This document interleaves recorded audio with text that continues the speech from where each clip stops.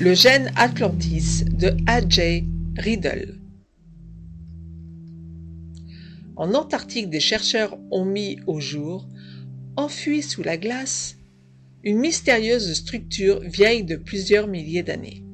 À l'intérieur, l'équipe fait une découverte qui va radicalement changer l'histoire de l'homme, mais qui pourrait également déclencher son extinction. Il y a des milliers d'années, un bond spectaculaire a lieu dans la génétique d'Homo sapiens. Ces connexions neuronales se sont redéployées, permettant à l'homme de supplanter les autres espèces hominidées.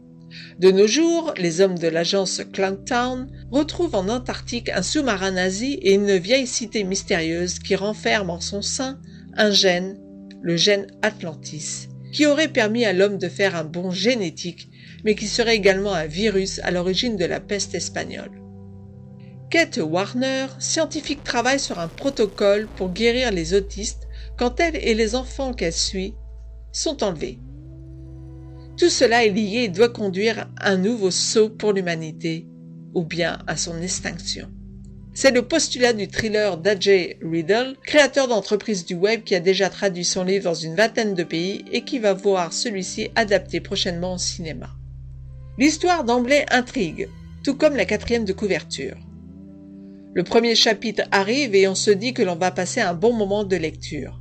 Bon, autant le dire tout de suite, j'ai trouvé ce thriller très long et j'ai sauté quelques pages de détails sur le premier tiers du roman.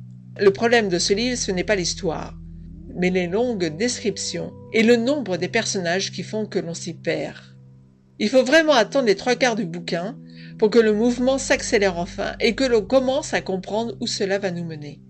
L'histoire se construit donc lentement et prend son essor dans sa conclusion, qui est plutôt réussie, je dois le dire, et donne envie de voir l'adaptation qui en sera faite par la suite.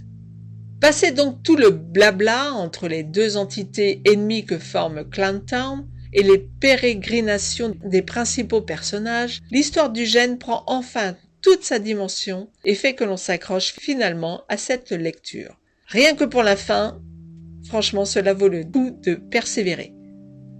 C'est pourquoi j'ai mis quand même 3 étoiles à ce roman, auquel, au préalable, je n'aurais mis peut-être que 2 étoiles. À très bientôt pour une nouvelle critique chronique sur audétourdunlivre.com.